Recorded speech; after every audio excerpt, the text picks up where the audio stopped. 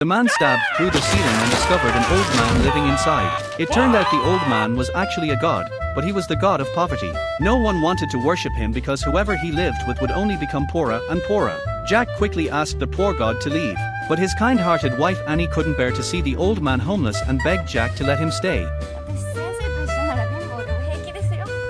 Jack's heart was deeply moved. The next day, Annie prepared a delicious lunch to welcome the poor god into their home and invited him to join them at the table. This moved him greatly. He had been the god of poverty for 800 years, and no one had ever treated him this kindly. To show his gratitude, the poor god gave Annie a bowl before leaving. Annie was very happy and in return gave him one of their own bowls. She didn't know that this bowl would change her fate. That night, while walking downstairs, she was grabbed by a red hand and fell to the ground, but suffered no injuries at all.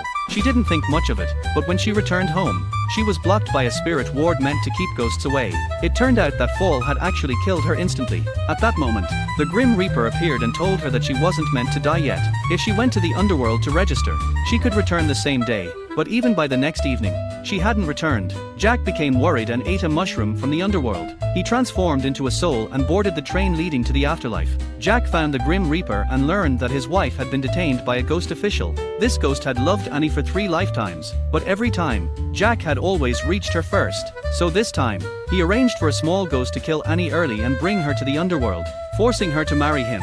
Even though she was forced to wear the wedding dress, Annie still refused to accept him. And when she saw that Jack had risked his life to come save her, her love for him only grew stronger. In the underworld, imagination is the strongest weapon. Jack and his wife jumped out of the window to escape and made their way to the station. Using imagination, they created a train that could return them to the living world. But the ghost official wouldn't let them go so easily. He released countless little ghosts who quickly devoured the train.